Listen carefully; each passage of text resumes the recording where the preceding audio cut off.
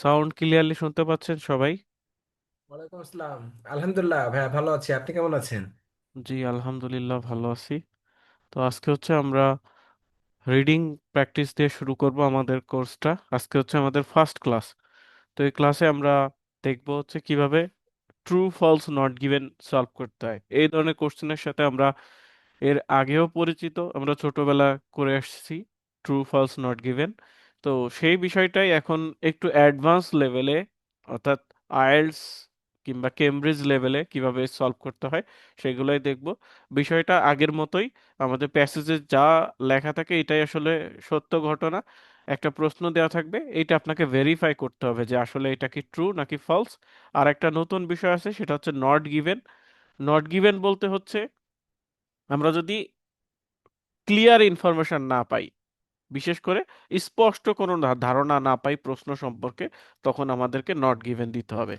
তো আজকে যে প্যাসেজটা আমরা নিয়েছি, প্যাসেজটার নাম হচ্ছে air traffic control in the USA, অর্থাৎ ইউএসএ বা আমেরিকাতে কিভাবে আকাশের ট্রাফিক কন্ট্রোল বের করতে হয়, কিংবা আকাশের যে ট্রাফিক কন্ট্রোলটা নিয়ন্ত্রণ করা হয়, সেটার উপরেই এই প্যাসেজটা দেওয়া আছে।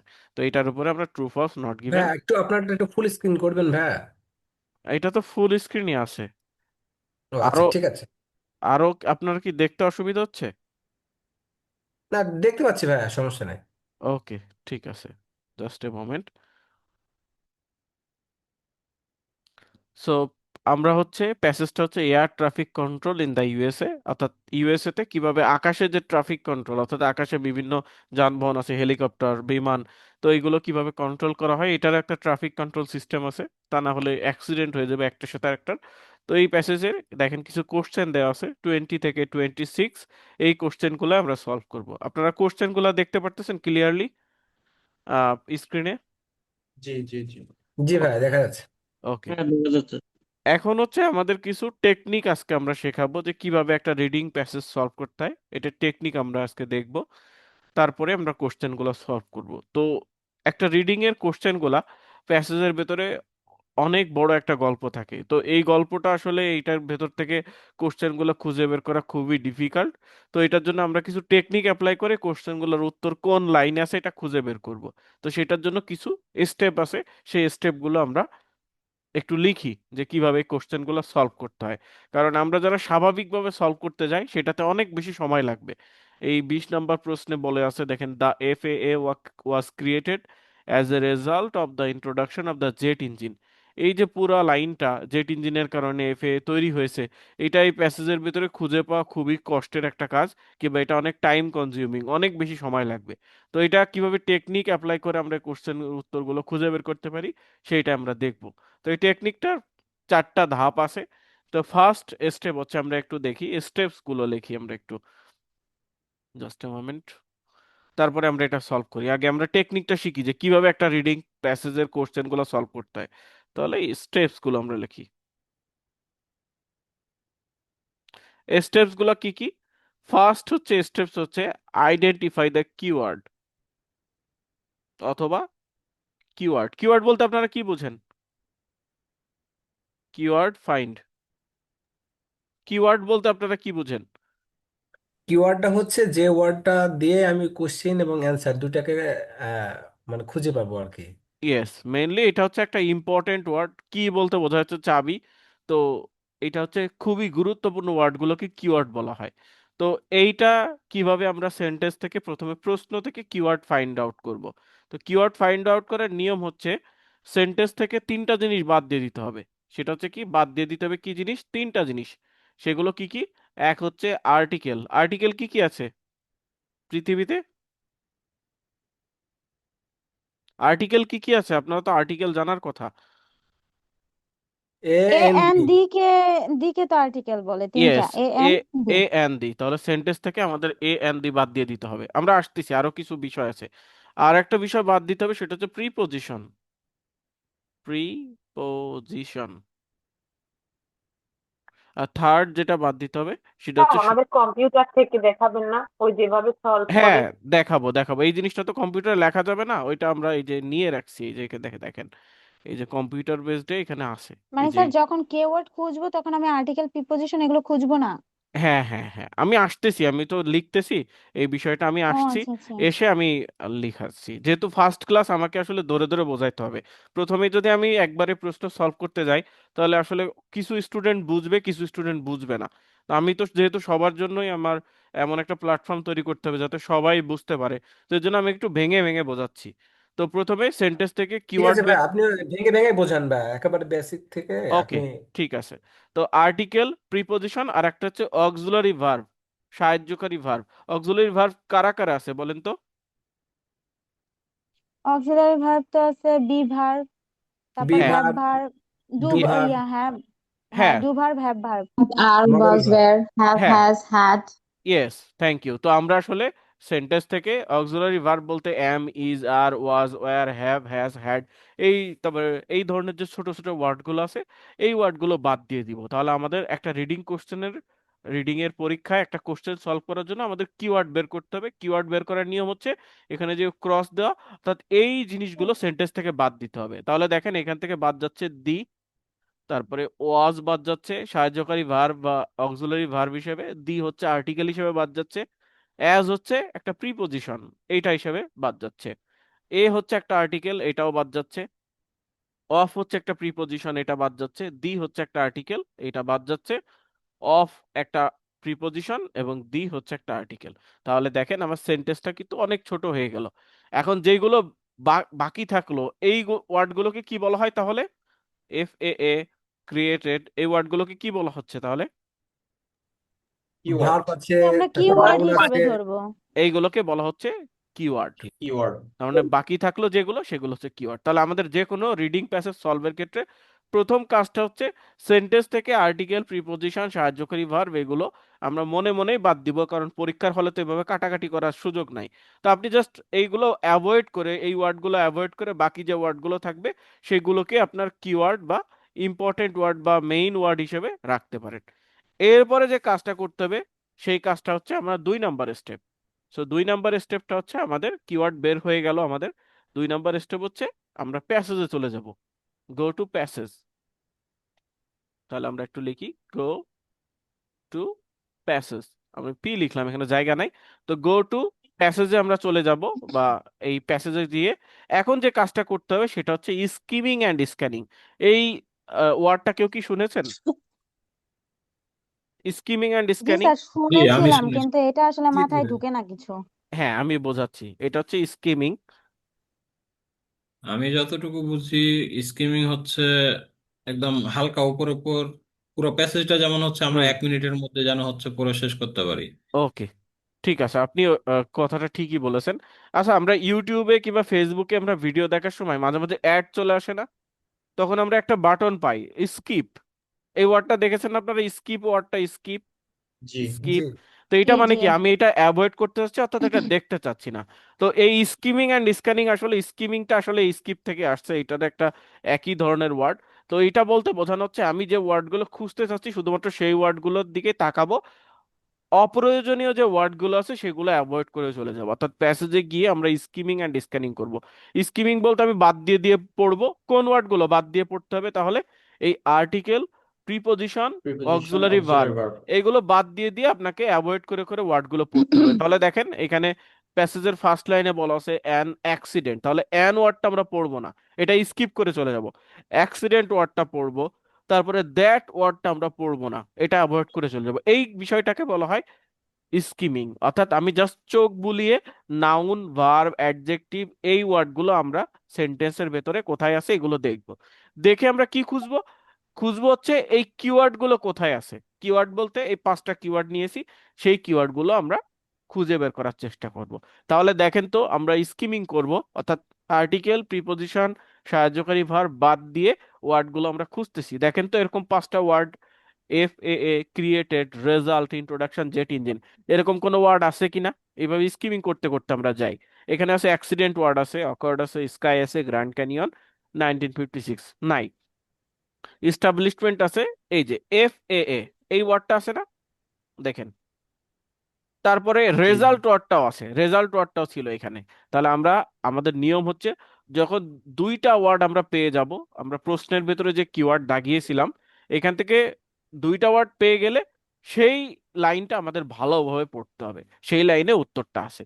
তাহলে পুরো প্রসেসটা আমরা প্রথম থেকে আবারও বলছি। আমাদের একটা প্রশ্নের উত্তর, এটা তো ফার্স্ট লাইনে আছে, এর জন্য খুব সহজ লাগছে আপনাদের কাছে। সব কোশ্চেনের উত্তর তো আর ফার্স্ট লাইনে নাই, কিছু কোশ্চেনের উত্তর দেখা গেল এইখানে আছে।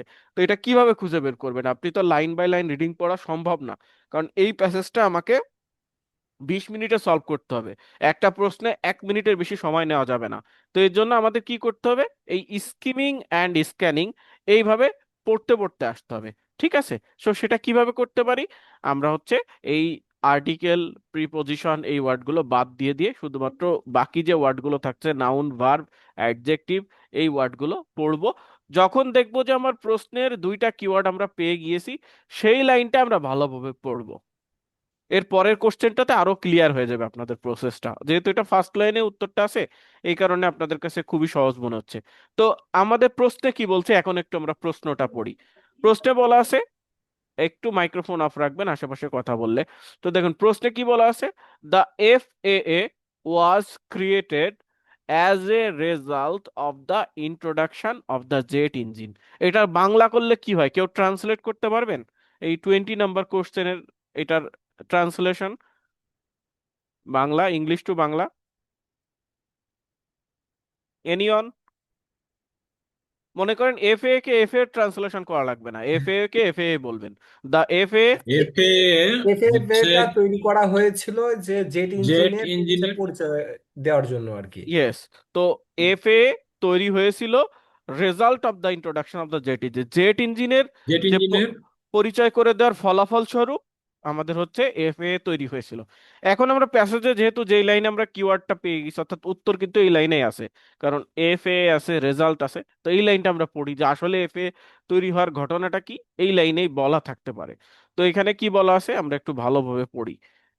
দা অ্যান অ্যাক্সিডেন্ট, একটা দুর্ঘটনা, that occurred in the sky. Occurred বলতে কি বোঝায়? ঘটেছিল, ঘটনা বা ঘটাকে অকার্ড বলা হয়। Occurred in the sky over the Grand Canyon, Grand ক্যানিয়নের উপরে। গ্র্যান্ড ক্যানিয়ন একটা জায়গা, সে জায়গার উপরে হয়েছিল একটা অ্যাক্সিডেন্ট, প্লেন অ্যাক্সিডেন্ট এটা, ইন 1956, 1956 সালে।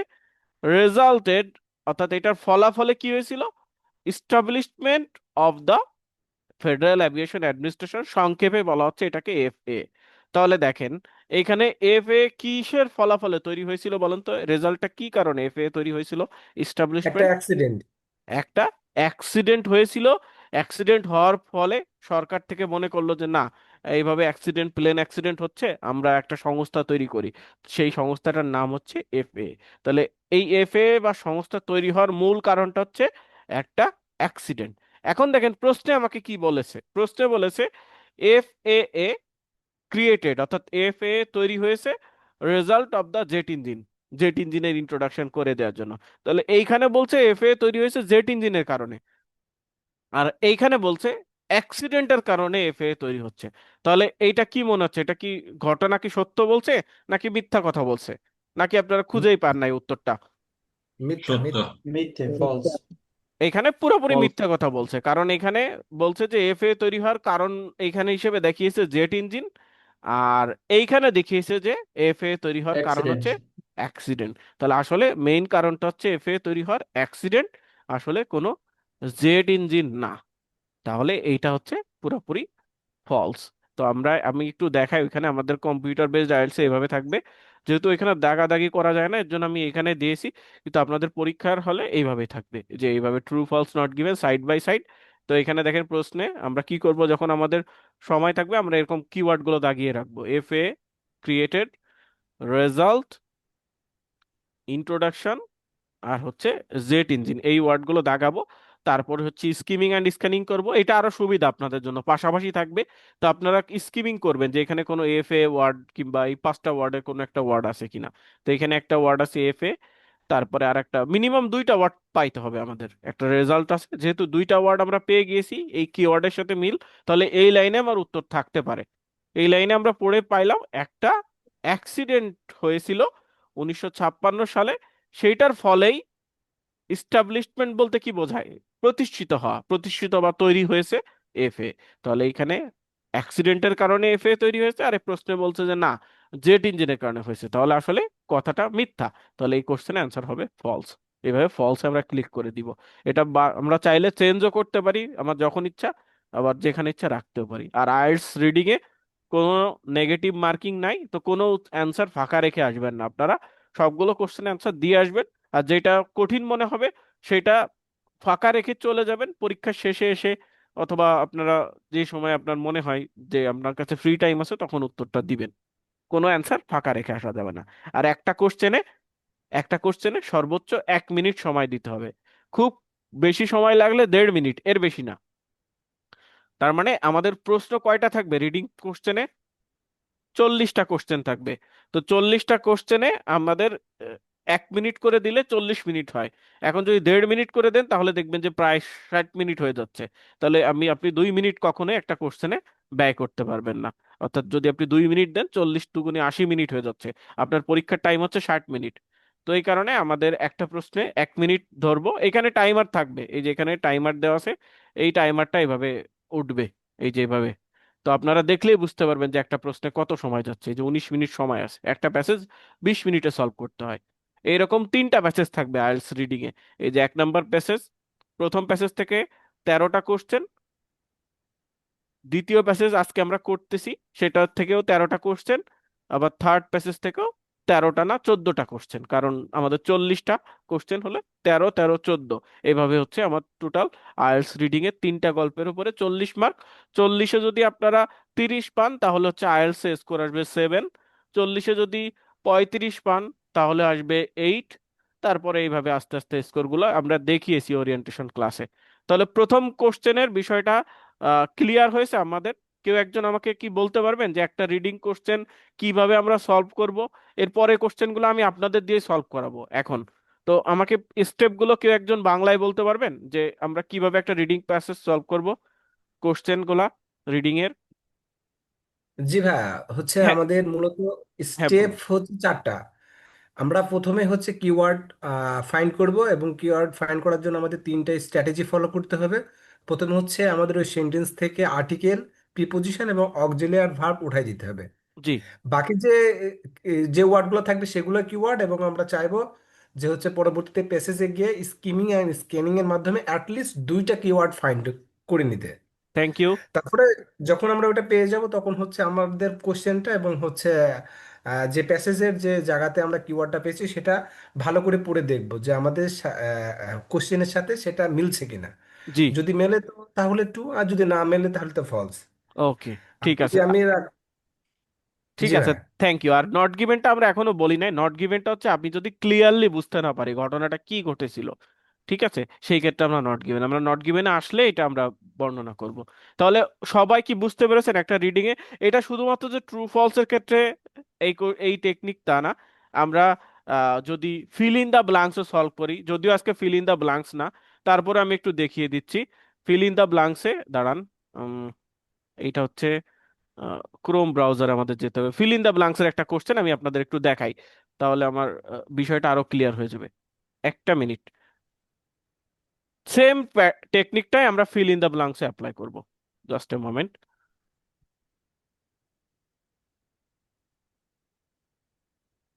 ওকে।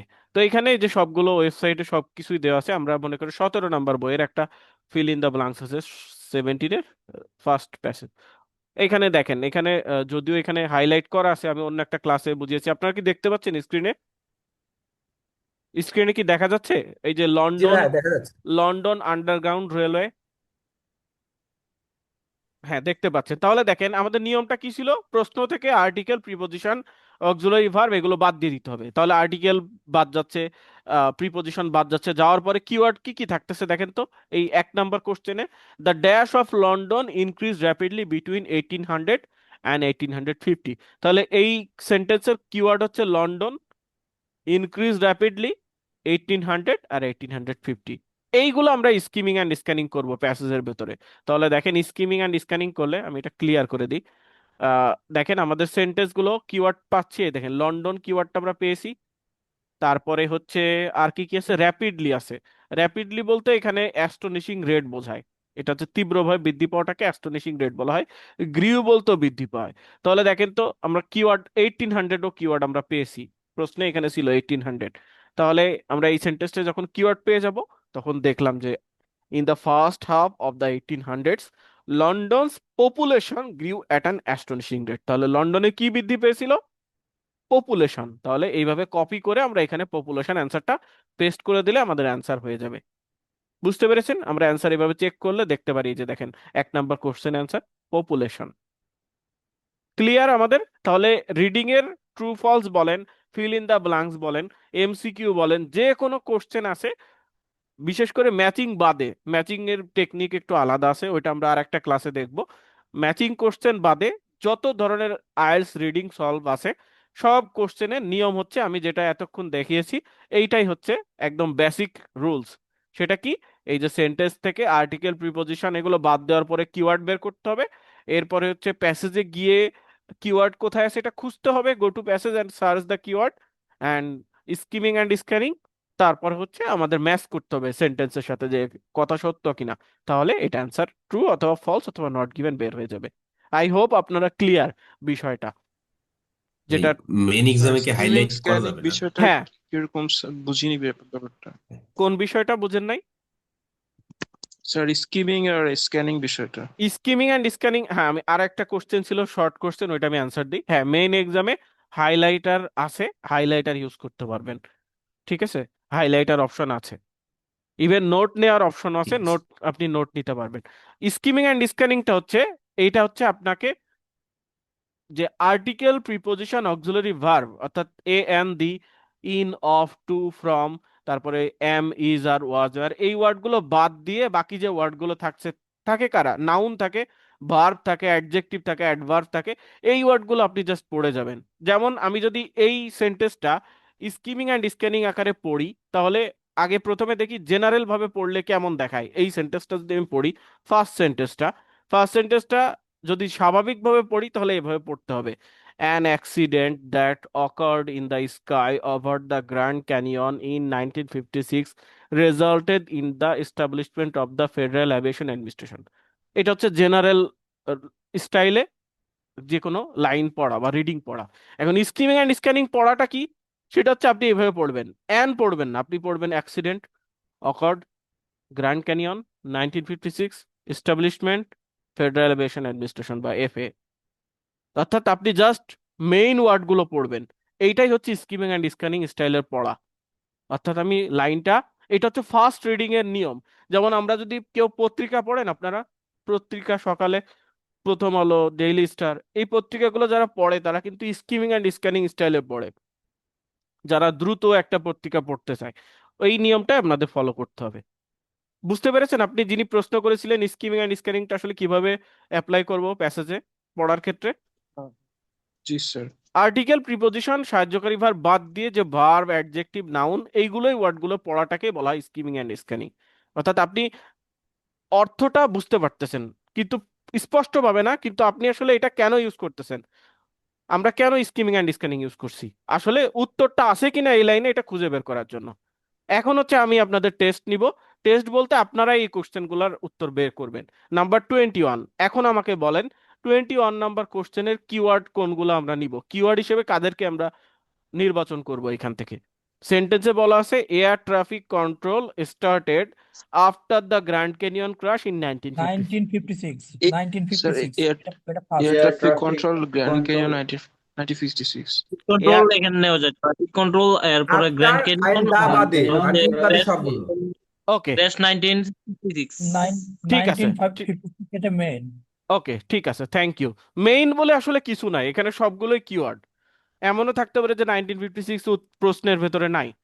ঠিক আছে, তো আমাদের মেইন যতগুলো কিওয়ার্ড আছে উম, সবগুলো কিওয়ার্ডই আমাদের কাছে ইম্পর্টেন্ট ওয়ার্ড। তাহলে এয়ার ট্রাফিক কন্ট্রোল হচ্ছে একটা কিওয়ার্ড, গ্র্যান্ড ক্যানিয়ন একটা। এখন একটা মজার বিষয় হচ্ছে এই কোশ্চেনের উত্তরগুলো সবসময় সিরিয়াল মেনটেন করে থাকবে, সিরিয়ালি থাকবে, কখনোই সিরিয়াল ব্রেক করবে না। অর্থাৎ প্রথম কোশ্চেনের উত্তর যদি প্যাসেজের এইখানে পেয়েছি আমরা, পরে কোশ্চেনের উত্তর সবসময় নিচের দিকে থাকবে, উপরে আর উঠবে না। ঠিক আছে, তো আমরা প্রথম কোশ্চেনের অ্যান্সার হচ্ছে এই লাইন থেকে পেয়েছিলাম, পরের লাইন থেকে আমরা দেখবো যে এই কিওয়ার্ডগুলো আছে কিনা। এই কিওয়ার্ডগুলো আপনারাই বলেছেন, air traffic control, Grand Canyon আর 1956, দেখেন তো আছে কিনা।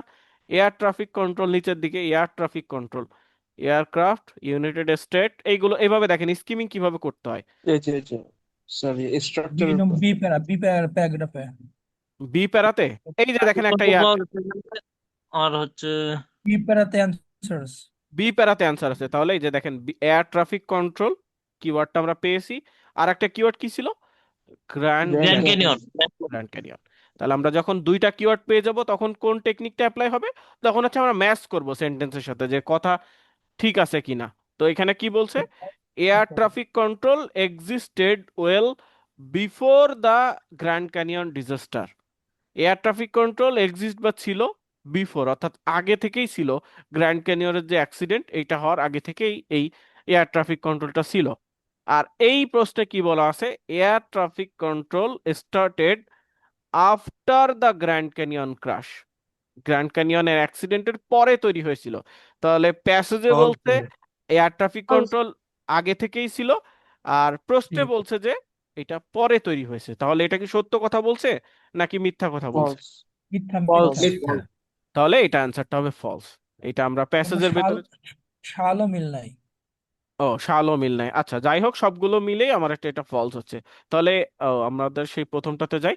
এইটাতে আমরা এখন স্কিমিং পরীক্ষার হলে এইভাবে করতে হবে। ওইটা দিয়ে করাচ্ছি কারণ ওইটাতে স্ক্রিনটা একটু বড় দেখা যায়, এইটাতে সাইড বাই সাইড তো অনেক ছোট দেখা যাচ্ছে। তো এটা আপনারা স্কিমিং এন্ড স্ক্যানিং করেন তো বি প্যারা প্রথম লাইনে। তাহলে এই যে air traffic control existed well before the Grand Canyon disaster, আগে থেকেই ছিল।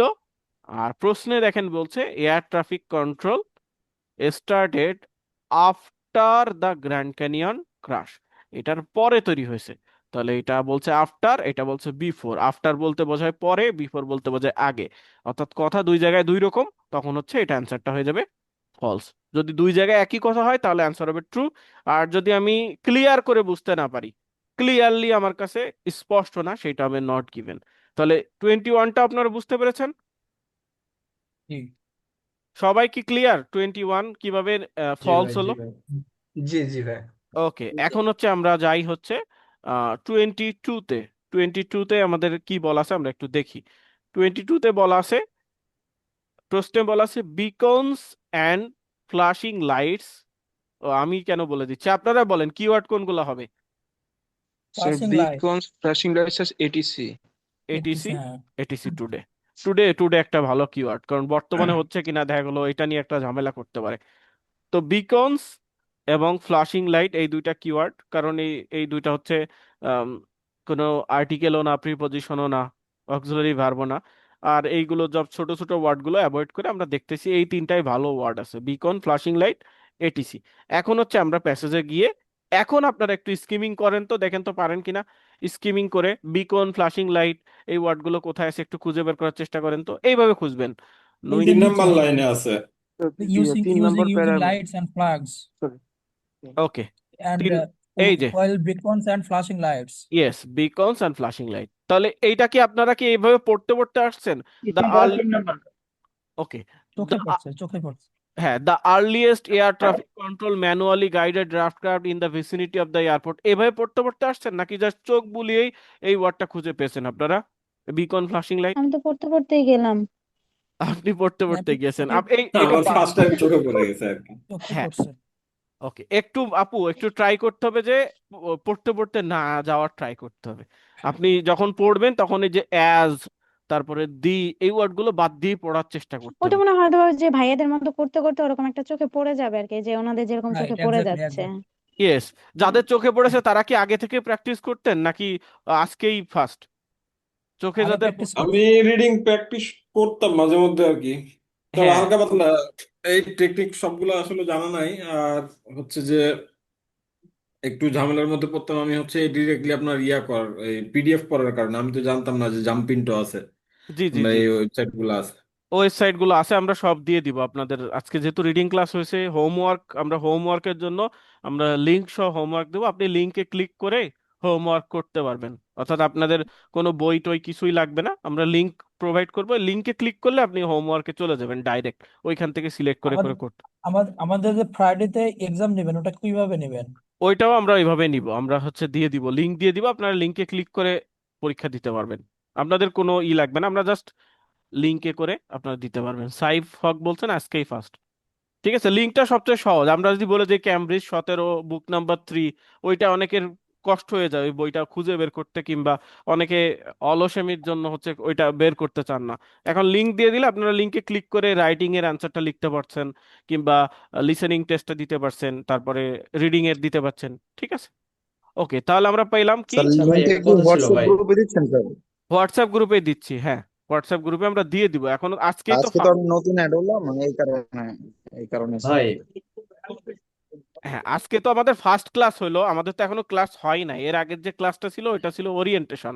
তো আমরা আসলে ওইভাবে কোনো হোমওয়ার্ক জি ওরিয়েন্টেশনের স্যার। দেই নাই। আর স্যার ক্লাস রেকর্ডিংটা তো পাওয়া যাবে না স্যার? হ্যাঁ, আমরা দিয়েছি না প্রথম ক্লাসের রেকর্ডিং, আপনারা গ্রুপে পেয়েছেন না যারা গ্রুপে অ্যাড আছেন? জি স্যার, পেয়েছি। স্যার ওকে, আজকে ঢুকছি তো এই কারণে স্যার পাই নাই। আর দ্বিতীয় কথা স্যার, আমি একটা অনুষ্ঠানে আসছি, আমি আমার মতন কনসেন্ট্রেন্স দিতে পারতেছি না, কিন্তু এটা আমি পরে দেখে নেবো। একটু স্যার দিয়ে দিতে বললেন গ্রুপে ওকে, আর কি, ঠিক আছে, আজকের ঠিক ক্লাস আছে, রেকর্ডটা। ঠিক আছে, ঠিক ভাই আছে। একটা প্রশ্ন ছিল আর কি। হ্যাঁ, বলুন। আচ্ছা, এইখানে ট্রু ফলস নট গিভেনে আপনার সিনোনিম ব্যবহার হয় না? হ্যাঁ, সিনোনিম তো অবশ্যই ব্যবহার হয়। একদম ডাইরেক্ট নাউন গুলোতে আসলে সিনোনিম হয় না। যেমন এয়ার ট্রাফিক কন্ট্রোল, এটা তো আসলে সিনোনিম হবে না। এইগুলো বাদে ওয়ার্ড গুলোতে সিনোনিম ইউজ হয়, বিশেষ করে ফিল ইন দা ব্ল্যাঙ্কসে বেশি সিনোনিম ইউজ হয়।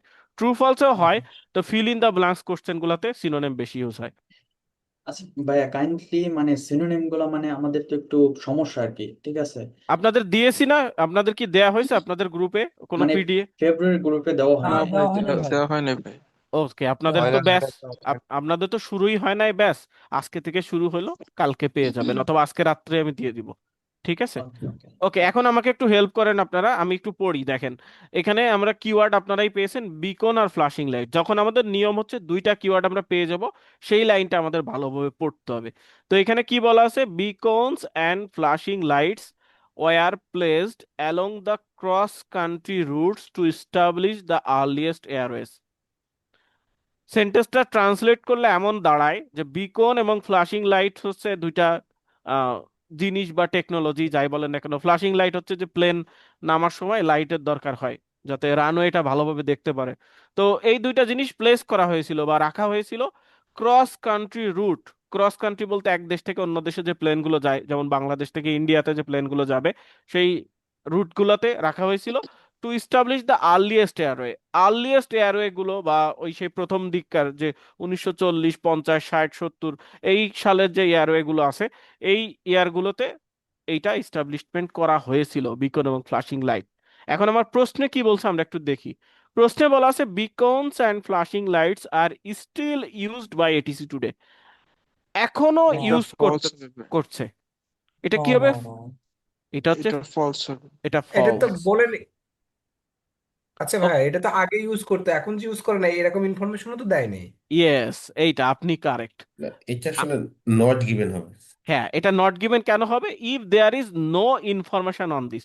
এখানে আপনারা পড়ে বুঝতে পারতেছেন যে এই দুইটা জিনিস সেই প্রাচীন সময়ে ইস্টাবলিশ বা প্লেস করা হয়েছিল, অর্থাৎ এটা দুইটা জিনিস ইনস্টল করা হয়েছিল।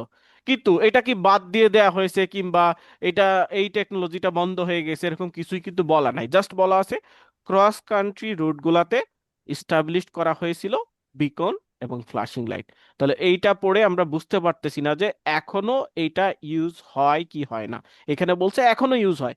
আর প্যাসেজে বলা আছে প্রাচীনকালে বা সেই প্রথম দিককার যে এয়ারওয়ে গুলো আছে, 40s কিংবা 1945, এই সময় দ্বিতীয় বিশ্বযুদ্ধ কিংবা এর পর পরে এই সময়গুলোতে এটা ইস্টাবলিশ করা হয়েছিল। তো আপনার বাসায় একটা টিভি থাকতে পারে 1990 সালের কিংবা 2000 সালে একটা টিভি আছে না? অনেকের বাসায় যে যে যে মোটা যে টিভি গুলো আছে ওগুলো আসছিল, এখনো অনেকের বাসায় দেখা যায়। তো আগে ইউজ হতো বলে এখনো আর ইউজ হবে না, এইটা কিন্তু আমরা নিতে পারি না। অর্থাৎ আমাদের কাছে কোনো ক্লিয়ার ইনফরমেশন নাই এটা এখনো ইউজ হয় কি হয় না। জাস্ট বলা আছে আগে ইউজ হতো। তো এই কারণে আমরা ক্লিয়ারলি জানি না এটা এখনো ইউজ হয় কি হয় না।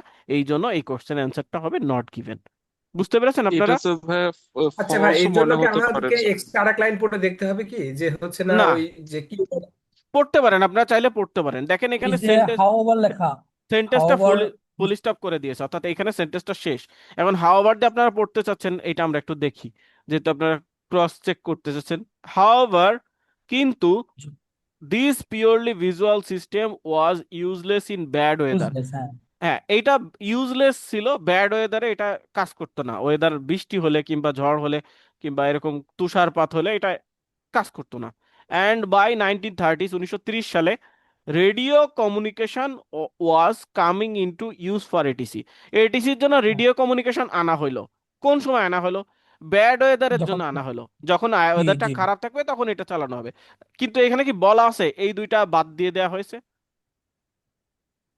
এমনও বলা হয়নি, আবার যে ইউজ করতেছে কিনা তাও বলা হয়নি। হ্যাঁ, তাহলে আমার কাছে কি কোনো ক্লিয়ার ইনফরমেশন আছে যে এটা ইউজ হয় কি হয় না? পুরোপুরি স্পষ্টভাবে বলা আছে? স্পষ্ট নাই ভাইয়া। তাহলে এটা অ্যান্সারটা হবে নট গিভেন। দেখেন, আমি আরেকটা একটা সহজ টেকনিক বলাই, সেটা হচ্ছে যে প্রতিটা মিথ্যা কথার একটা সত্য কথা আছে না? প্রতিটা মিথ্যা কথা, আপনি একটা মিথ্যা কথা বললেন, তাহলে ওইটার পেছনে একটা সত্য কথা আছে না? জি জি যেমন এই দুইটা কোশ্চেন মিথ্যা কথা না, 20 এবং 21, দুইটাই তো মিথ্যা কথা। যে জি জেট ইঞ্জিনের কারণে হচ্ছে এফএ তৈরি হয়েছে, আসলে এটা কথাটা মিথ্যা। আমরা প্যাসেজের ভিতর খুঁজে পেলাম যে না, এটা হচ্ছে অ্যাক্সিডেন্টের কারণে হয়েছে। আবার এই যে এয়ার ট্রাফিক কন্ট্রোল পরে তৈরি হয়েছে, এটা একটা মিথ্যা কথা, আসলে সত্য কথা আগে থেকেই ছিল। তো এইটাকে আপনারা মিথ্যা ধরতেছেন, মনে করেন এটাকে ফলস ধরলেন যে বিকন আর ফ্লাশিং লাইট এখনো ইউজ হয়, তাহলে এটা সত্য কথা কি প্যাসেজের ভেতর আছে? এখন আর ইউজ হয় না, আছে না, কি? এরকম না। নাই। তাহলে নাই। আপনারা উল্টা ভাবেও সলভ করতে পারেন যে এটা যদি ফলস দেন তাহলে এটা ট্রু অ্যান্সার কি, ট্রু অ্যান্সারও প্যাসেজের ভেতরে থাকবে।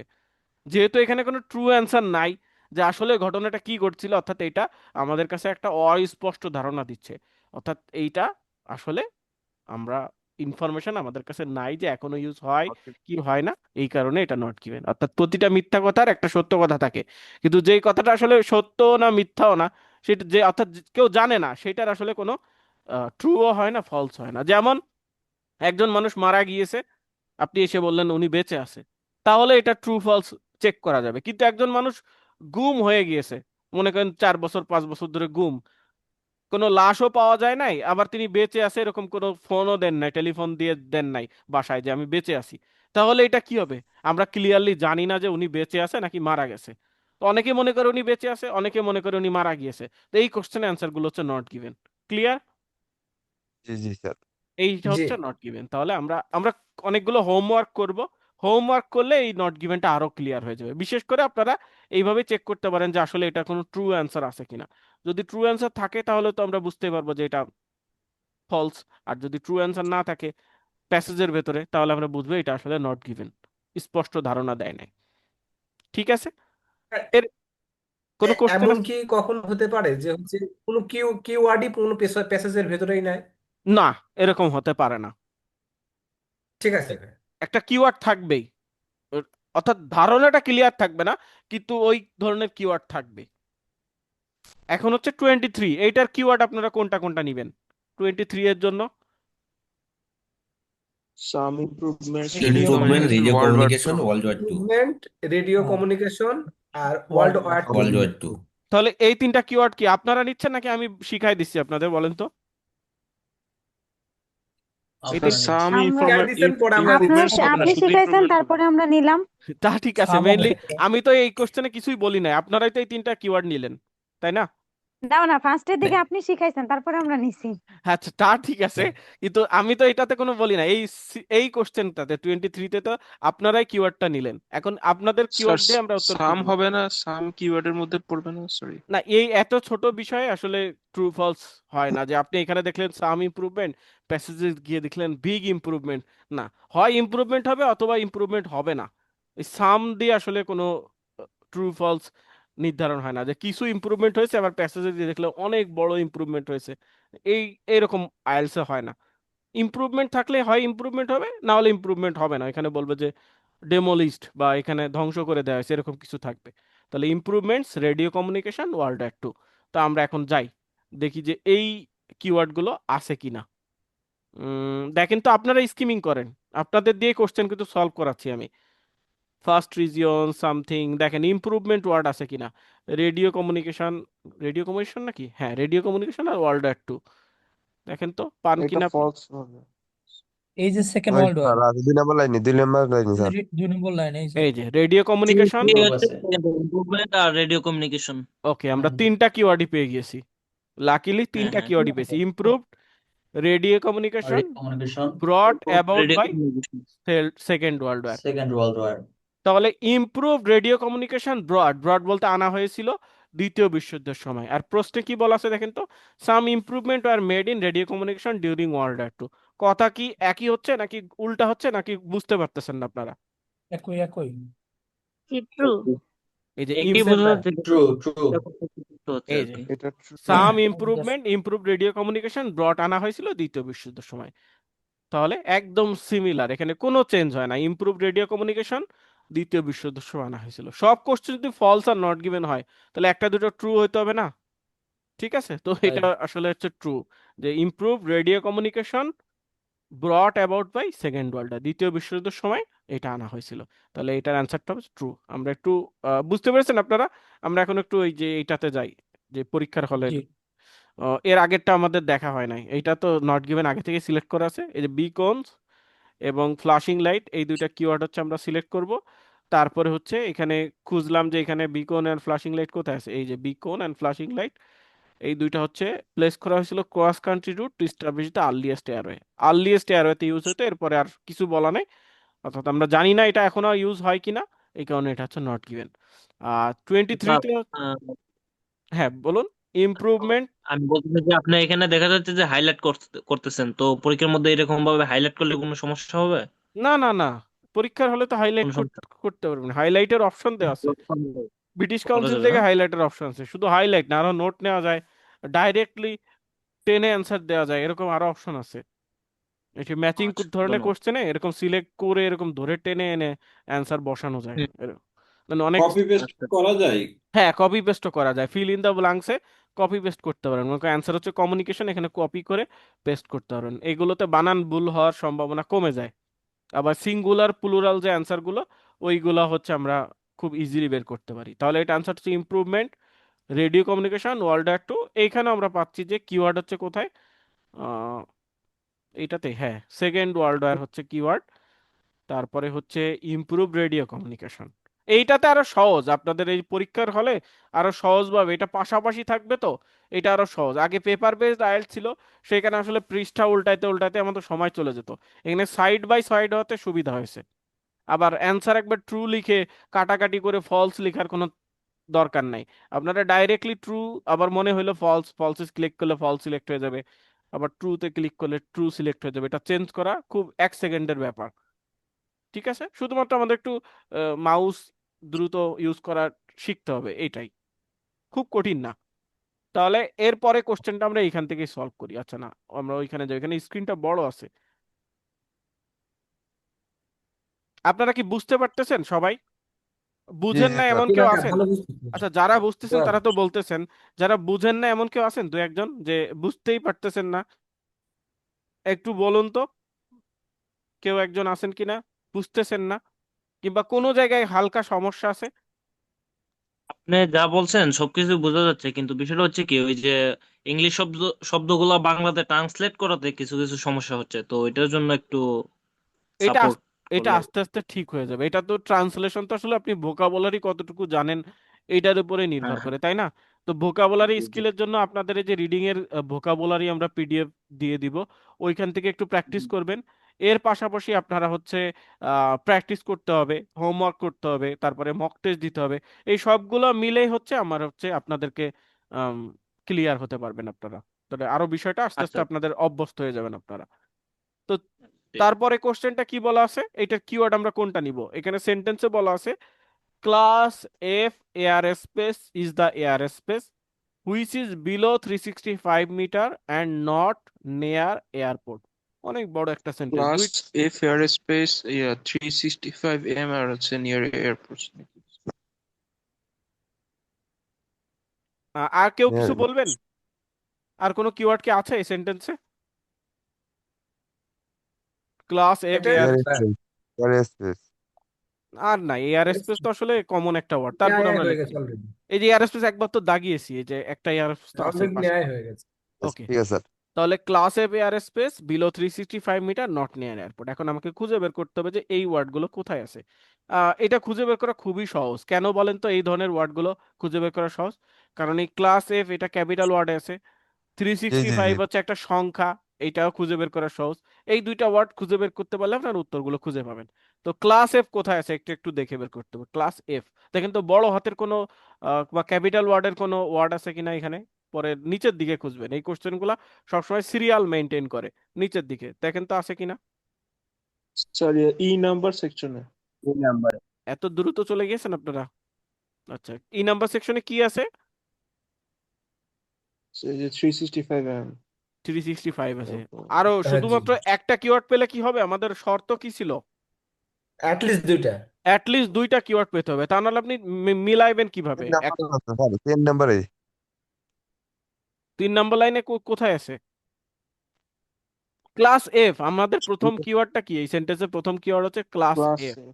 ক্লাস এফ আচ্ছা আচ্ছা দেখেন স্যার, তো আছে কিনা, উপরের দিকে আবার নাই আচ্ছা তো। আচ্ছা। ক্লাস এফ, ক্লাস এফ এটা দেখেন, এই যে বড় হাতের অক্ষরগুলো খোঁজেন, এটিসি, এফ এ এরকম ওয়ার্ডগুলো কোথায় আছে? ক্লাস এফ আছে কিনা? নাই। নাই নাই তারপরে sir. Class F, class F, F number প্যারাতে আছে কিনা? স্যার এই যে জি নাম্বারে। জি। জি নাম্বারে। তাহলে দেখেন আমরা যদি লাইন বাই লাইন পড়তে যাই, জি নাম্বারে এই যে এখানে আছে ক্লাস এফ, তাই না? এখন জি আমরা স্যার যদি আছে। লাইন বাই লাইন পড়তে যাই স্কিমিং অ্যান্ড স্ক্যানিং না করে, তাহলে কি এই ক্লাস এফ খুঁজে পাওয়া সম্ভব? বলেন তো। জি না। পরীক্ষা শেষ হয়ে যাবে তাও ক্লাস এফ খুঁজে পাবো না। আমরা যদি এইখান থেকে আমরা তো উত্তরটা এইখানে পেয়েছিলাম। রিডিং। রিডিং যদি জি পড়তে আসে, realise that the air space over the unit, একজন বললেন না প্রথম দিকে যে আমরা রিডিং পড়ে পড়ে বের করতেছি, ওইটা করলে আসলে কখনোই এই কোশ্চেনের অ্যান্সার 20 মিনিটে এতগুলো 13টা কোশ্চেন অ্যান্সার সলভ করা সম্ভব না। তো আমাকে স্কিমিং অ্যান্ড স্ক্যানিং করতে হবে, অর্থাৎ জাম্প দিয়ে দিয়ে পড়তে হবে। তো আমরা খুঁজে পেলাম এখানে ক্লাস এফ। তো ক্লাস এফ নিয়ে কি বলা আছে এই লাইনে? Uncontrolled air space is designated class F. Uncontrolled air স্পেসকেই ডেজিগনেশন মানে কি? Designation, what is designation? চিহ্নিত করা হয় বা পরিচিত করা হয়। চিহ্নিত করা। হ্যাঁ, পদবি। ঠিক আছে, পদবি, কোন একটা পদবিটাকেই বলা হয় হচ্ছে ডেজিগনেশন। তো এই ক্লাস এফ এর ডেজিগনেশন হচ্ছে কি? Uncontrolled air space. Uncontrolled air space. তাহলে আনকন্ট্রোলড এয়ার স্পেস বলতে আহ, যেটা বোঝায় সেটাই হচ্ছে ক্লাস এফ। কন্ট্রোলের বাইরে মনে হয়। ক্লাসে। না, ওটা বোঝার দরকার নেই, জাস্ট বুঝেন যে ক্লাস এফ এর মনেই, ক্লাস এফ বলতেই বোঝা যাচ্ছে আনকন্ট্রোলড এয়ার স্পেস। এখন হচ্ছে আমরা সেইখানে যাব যেখানে আমরা 365 পেয়েছিলাম, সেইগুলা ওয়ার্ডগুলো আমাকে দেখবো। দেখেন তো আনকন্ট্রোলড নামে কোনো কিছু আছে কিনা এখানে। তার মানে আমরা পেলাম হচ্ছে আনকন্ট্রোলড মানে ক্লাস এফ। এইখানে দেখেন বলা আছে যে uncontrolled air space below 365 metre. তাহলে আনকন্ট্রোলড মানে কি? আমরা আনকন্ট্রোলড মানে আসলে কি বুঝে এসেছি এতক্ষণ? Class F, class F. তাহলে ক্লাস এফ মানেই হচ্ছে আনকন্ট্রোলড, এটা হচ্ছে বিলো 365 মিটার। এখন প্রশ্নে দেখেন কি বলা আছে, class F air space is the air space which is below 365 metre. তাহলে এই অংশটুকু ট্রু নাকি ফলস নাকি নট গিভেন বলেন তো। এই যে এন্ডের হচ্ছে আগ পর্যন্ত টু আছে। True, true. এই অংশটুকু ট্রু, এইটুকু পরে আসতেছি আমরা। কারণ প্রশ্নে বলা আছে class F air space is the air space which is below 365 metre. এইখানে আমরা পাচ্ছি uncontrolled air space is below 365 metre. আর নিচে বলে দেওয়া আছে আনকন্ট্রোলড মানেই হচ্ছে ক্লাস এফ, আনকন্ট্রোলের class F. Designated class F. তাহলে যত জায়গায় আনকন্ট্রোল পাবো সব জায়গাকে আমরা আনকন্ট্রোল কি পড়বো? Class F. ক্লাস তাহলে F. Class F below 365 metre. প্রশ্ন বলা আছে class F is air space which is below 365 metre. তাহলে এই অংশটুকু আমার কি ট্রু না? জি জি। ট্রু। সবাই বুঝতে জি, পারছেন এন্ডের আগ এটা? পর্যন্ত টু। জি জি। স্যার একটা কোশ্চেন ছিল। হ্যাঁ, কোশ্চেন করুন। স্যার এই যে আমরা যে কিওয়ার্ড গুলো সিলেক্ট করলাম, আমি কি প্রথমে এই সেন্টেন্সের প্রথম যে কিওয়ার্ডটা এটা ফার্স্টে মিলাবো? মানে আমার টার্গেট কি থাকবে যে এই ফার্স্ট কিওয়ার্ডটা মিলানো, মানে সেন্টেন্সটা যেভাবে শুরু অ্যাবিলিটিটা হয় বলবো। সেভাবে আপনি, সেন্টেন্সটা শুরু হয়েছে class F air space is air space G which is G G. Below, তাহলে সেন্টেন্সটা ক্লাস এফ দিয়ে শুরু হচ্ছে, এইটা দিয়ে আপনি মিলাবেন প্রথমে যে ক্লাস এফ। আচ্ছা আচ্ছা, ওইটাই বলতে। হ্যাঁ, এইটাই ক্লাস এফ। তাহলে এখানে ক্লাস এফ মানে আনকন্ট্রোলড, এটা হচ্ছে বিলো 365 মিটার। তাহলে এই অংশটুকু ট্রু। এখন আরো দেখতে হবে যে not near airport, class F এর যে পাইলট গুলো তারা এয়ারপোর্টের কাছে প্লেন চালাতে পারবে না। আকাশটাকেও বিভিন্ন ক্লাসে ভাগ করা। তো এইখানে দেখেন তো, যারা ডিফেন্সে আছেন তারা বুঝতে পারবেন এই ধরনের বিষয়গুলো আছে। তো এইখানে আনকন্ট্রোলড এয়ার স্পেস আর কোথায় আছে, কারণ এখানে ক্লাস এফ না বলে ওরা একটা চালাকি করছে। চালাকি করছে কি, ক্লাস এফ না বলে আনকন্ট্রোল লিখে দিয়েছে। এই যে দেখেন, লাস্ট লাইন নেই, লাস্ট উপর এই যে elsewhere in uncontrolled air space. আপনারা যারা ভোকাবুলারি কথা বলছিলেন, এখন আমাকে বলেন এলসওয়্যার মানে কি? এলসওয়্যার মানে কি? অন্য কোনো জায়গায়। অন্য কোনো জায়গায়, ইয়েস, অন্য কোনো জায়গায় বা অন্যত্র বলতে বোঝায় এলসওয়্যার। তো অন্য জায়গা মানে কি? আনকন্ট্রোলড এয়ার স্পেস বলতে কি বোঝাচ্ছে? Class F. Class F. আর ক্লাস এফ অন্য জায়গায় থাকবে। অন্য জায়গায় মানে কি? এয়ারপোর্টের কাছে থাকবে প্লেনগুলো, নাকি এয়ারপোর্ট থেকে দূরে থাকবে? এয়ারপোর্ট থেকে দূরে থাকে। দূরে থাকবে। অর্থাৎ এলসওয়্যার বলতে এখানে সিনোনিম, অর্থাৎ নট নিয়ার এয়ারপোর্ট, অন্য জায়গায় প্লেন চালাইতে পারবে ক্লাস এফ এর পাইলটরা, এবং সেটা হবে ক্লাস True. এফ অন্য জায়গায়। তাহলে এইটাও কি ট্রু হয়েছে? Not near airport, not near airport বলতে প্যাসেজে বলা আছে এলসওয়্যার। তাহলে এই অংশটাও ট্রু হইলো না আমাদের? ইয়েস জি। তাহলে পুরো বিষয়টা যদি আমরা সামারাইজ করি, তাহলে প্রশ্নে বলা আছে ক্লাস এফ এয়ার স্পেস হচ্ছে, এই কোশ্চেনটা, এই 7টা 6টা কোশ্চেনের ভেতরে একটা কোশ্চেন কঠিন থাকবেই 100%। এই কোশ্চেনটা হচ্ছে এই কোশ্চেনগুলোর ভিতর কঠিন। আর এইটা হালকা কঠিন, বিকন আর ফ্লাশিং লাইটে অনেকে ফলস দিয়ে আসবেন এই কোশ্চেন অ্যান্সারটা। তো এই 3 আর 2 পাস, এই 5 মার্ক অনেকেই পাবে স্বাভাবিক স্টুডেন্টরা। যারা আইএলস এ 6.5 স্কোর পাবেন তারা হচ্ছে এরকম 5 মার্ক পাবেন। যারা 8 9 পাবেন তাদের এই 7টাই হবে। আর যারা 5.5 পাবেন তারা এই সহজগুলোর ভেতর থেকে আরো 2 একটা ভুল করবেন। তো ক্লাস এফ এয়ার স্পেস এমন একটা এয়ার স্পেস যেটা 365 মিটারের নিচে এবং এয়ারপোর্ট থেকে দূরে। এইখানেও তাই বলা আছে যে ক্লাস এফ এয়ার স্পেস 365 মিটারের নিচে এবং এয়ারপোর্ট থেকে এলসওয়্যার অর্থাৎ দূরে। তাহলে 2টা ক্লজই আমাদের ট্রু হলো। তাহলে পুরো কোশ্চেন অ্যান্সারটা হবে ট্রু। ক্লিয়ার সবাই? কোশ্চেনটা একটু কঠিন ছিল কারণ 2 স্টেপে কোশ্চেনটা। তো এর জন্য আপনারা বুঝতে পেরেছেন তো সবাই? ক্লাস এফ এয়ার স্পেস জি স্যার, বুঝতে পারছি। which is below বুঝছি, 3 কিন্তু এটা তো হচ্ছে 3টা প্যাসেজে ছড়ায় ছিটায় আছে অ্যান্সারটা, এটা একটা একটু কোশ্চেন কঠিন। কঠিন হবে, তা না হলে আইএলটিএস এ কে 8 পাবে, কে 9 পাবে, কে 7 পাবে, এটা কিভাবে ক্যাটাগরি করবে? সবাই যদি মনে করেন একই টাইপের কোশ্চেন হলো যেটা সবাই পারবে, তাহলে তো সবাই 9 পাবে আইএলটিএস এ। স্যার আমি তো মোবাইল দিয়ে করি, মোবাইল থেকে আপনার ভিডিও দেখি। জি, আমি তো কোনো ল্যাপটপ নাই, কম্পিউটার নাই স্যার। এখন এটা এটা আপনি মোবাইল থেকে করতে পারেন, প্র্যাকটিস করবেন মাঝে মাঝে কম্পিউটারে এসে, মনে করেন যে ঢাকায় এসে প্র্যাকটিস অথবা ওই যে মক টেস্ট দিতে পারেন। ঠিক আছে, আবার মোবাইলের সাথে জি ওটিজি কেবল কানেক্ট করে ক্লাস করা যায়। যে একটা মোবাইলের ট্রাইপড আছে না, টেবিলের পরে জি ট্রাইপড রাখা যায়, ওইটার একটা ট্রাইপড স্ট্যান্ড কিনে নেবেন। ওইটার যে জি ওইটার হচ্ছে মোড করে নেবেন, ওই যে ডেস্কটপ মোড করে নেবেন, ফোনের ক্রোম ব্রাউজার থেকে ডেস্কটপ মোড জি করা যায়। ওটা করলে স্ক্রিন বড় হয়ে যাবে। আর একটা মাউস আর একটা কিবোর্ড কিনে নেবেন, ওইটা দিয়ে কানেক্ট করে আপনি ওই কম্পিউটারের মতোই করতে পারবেন। আর একটু যদি টাকা পয়সা খরচ করতে চান, একটা ট্যাব কিনে নিতে পারেন। কম দামি ট্যাব আছে 10,000 12,000 টাকায়, অথবা সেকেন্ড হ্যান্ড ট্যাব কিনতে পারেন, ওই ট্যাবে আরো স্ক্রিনটা একটু বড় থাকতে পারে। ঠিক আছে, ভাই এখানে কম্পিউটারটা খুবই প্রয়োজন, কারণ অবশ্যই মক টেস্ট প্রয়োজন। দেই বা বা পরীক্ষার হলে যাই, এখন কম্পিউটার বেসড হয়েছে যেহেতু কম্পিউটারটা খুবই প্রয়োজন। এখন না হইলে আসলে অনেকের তো সামর্থ্য থাকে না, কিংবা অনেকে হুট করে কেনা সম্ভব না। তো এর জন্য আসলে মোবাইল দিয়েও, তা আমার এখন কিছু না থাকলে বলে না যে একটা দুধের পরিবর্তে ঘোল খাওয়া। তো এখন কিছু তো আমাদের প্র্যাকটিস করা করা লাগবে। এখন তো আপনি যদি খাতা কলমে প্র্যাকটিস করেন তাহলে তো হবে না। হবে কি? জি হবে না। তো এর জন্য আমরা বলি মোবাইলের সাথে অনেকে চাইলে একটা মাউস একটা কিবোর্ড কিনে সাপোর্টিং হিসেবে 1,000 টাকার ভেতরে একটা মাউস একটা কিবোর্ড হয়ে যাবে। এইটা দিয়ে আপনাদের করতে হবে, আর একটা স্ট্যান্ড, মোবাইলের স্ট্যান্ড কিনে করতে পারেন। তাহলে এইটার অ্যান্সারটা হচ্ছে কি ট্রু। ট্রু। ওকে, এখন বাকি থাকতেছে কি, আমাদের বাকি আরো 2টা কোশ্চেন আছে। এটার কিওয়ার্ড গুলো আপনারা কি নেবেন? 25 এর কিওয়ার্ড, 25 এর কিওয়ার্ড কোনটা নেই? ওয়াল ওয়াল এয়ারক্রাফট এয়ারক্রাফট ক্লাস সি আর আইএফআর। ইউজার এয়ারস্পেস আর হচ্ছে ওকে, আইএফআর।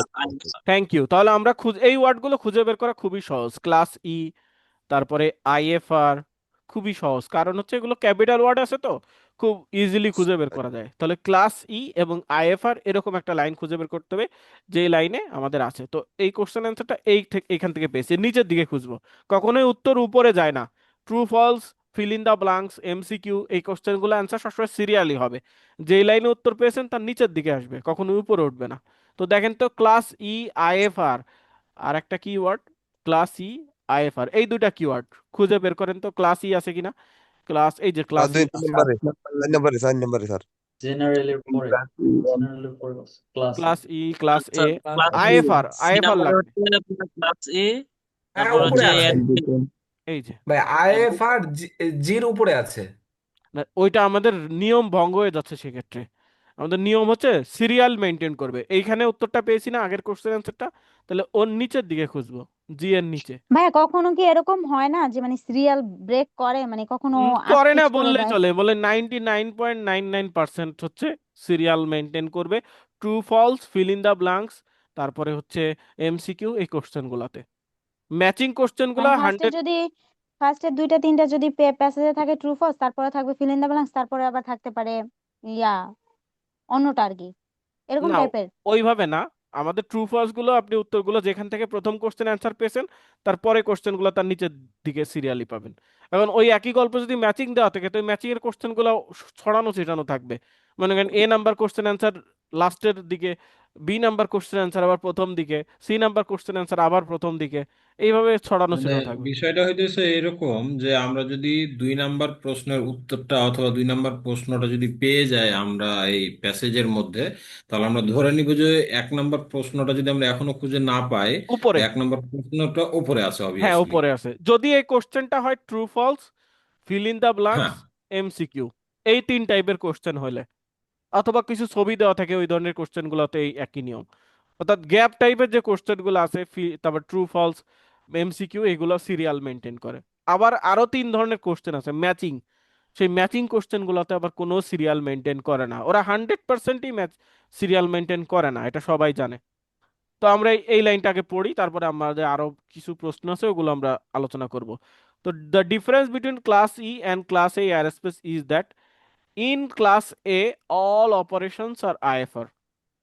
প্রশ্নে বলা আছে যে, প্যাসেজে বলা আছে in class A, class A এর মধ্যে অল অপারেশনস আর আইএফআর, সকল অপারেশনস বা যত ধরনের কার্যক্রম সবগুলো আইএফআর। আইএফআর কি আমাদের এটা বোঝার দরকার নাই, যারা বেশি বুঝতে যাবেন তাদের সময় নষ্ট হবে পরীক্ষার হলে।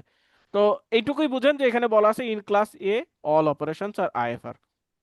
তো এইখানে দেখেন আমার প্রশ্নে কি বলা আছে, all class E. Aircraft in class E must use IFR. তাহলে এইখানে বলছে ক্লাস ই এর সবাই, সকল প্লেন আছে যত ক্লাস ই এর ভেতরে, তারা সবাই আইএফআর ইউজ করে। আর প্যাসেজে কি বলা আছে, ইন ক্লাস এ এ, এ তে সবাই আইএফআর ইউজ করে। তাহলে কি এটি সত্য কথা বললো নাকি মিথ্যা কথা বললো?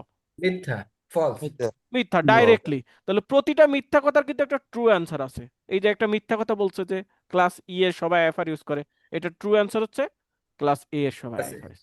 কিন্তু নট জি। গিভেন এর কিন্তু কোনো ট্রু অ্যান্সার পাবেন না, তাহলে এটা অ্যান্সার কি হবে? এটা হচ্ছে ফলস। আমরা এখানে যাই, একটা কোশ্চেনে আপনাদের একটু কষ্ট হবে, বাকি সবগুলো কোশ্চেন এরকম সহজই থাকবে। তার মানে সবগুলো কোশ্চেনই যদি আপনাদের একদম সহজ সহজ এরকম দিয়ে দেয়, তাহলে তো আসলে সবাই 9 পেয়ে যাবে। তাহলে তো আসলে স্যার 25 ডিফারেন্সটা, নাম্বারটা যদি আরেকবার বলতেন একটু খেয়াল করিনি। ওকে এইখান থেকে আমি দেখাচ্ছি, তাহলে এইখান থেকে দেখানো হয়ে যাক। যে এখানে 25 নম্বরে কিওয়ার্ড হচ্ছে all aircraft class class E, আর হচ্ছে মাস্ট ইউজ আইএফআর বা আইএফআর বলেন না কেন।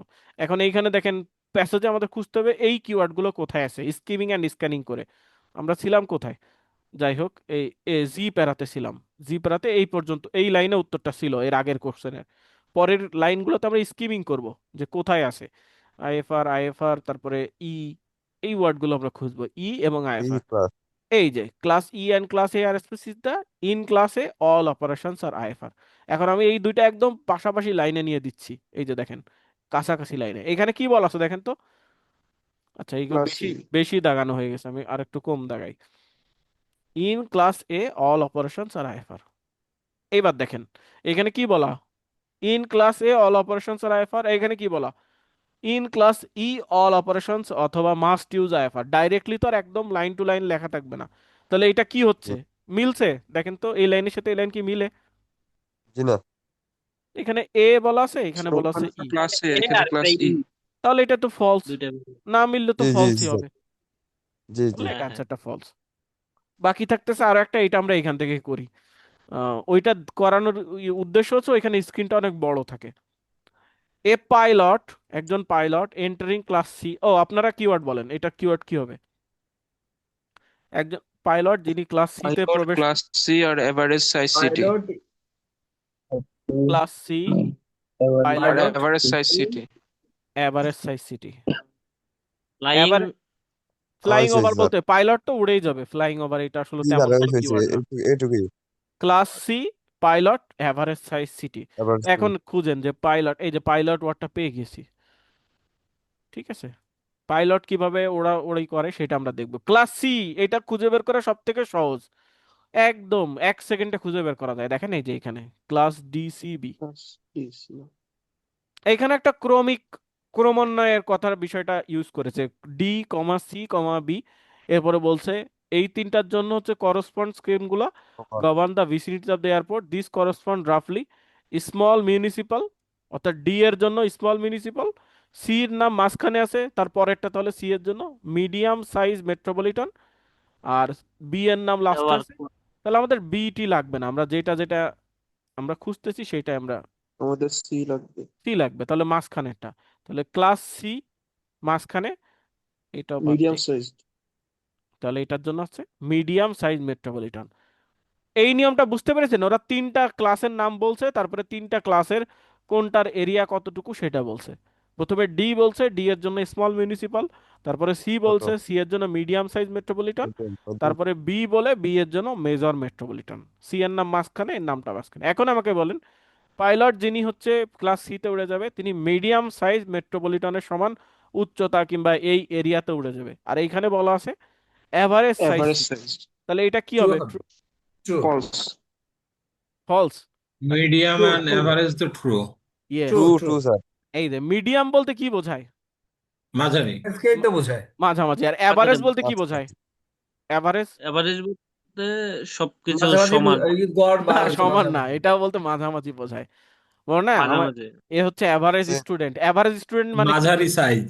খুব ভালো স্টুডেন্টও না, খুব খারাপ খুব স্টুডেন্টও না, খারাপ।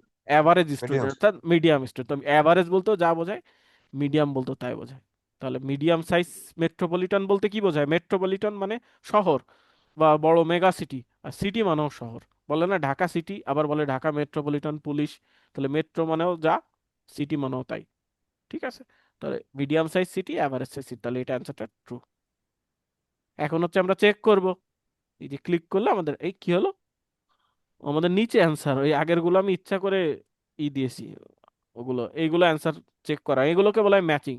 যাই হোক, রেড কালার আসছে, তো আমি ভাবছি যে সবগুলোই হয় নাই, তো এই যে হয়েছে আমাদের 20 থেকে 26 পর্যন্ত আমরা করেছি, দেখেন সবগুলো গ্রিন কালার আসছে, তার মানে আমাদের সবগুলোই হয়েছে।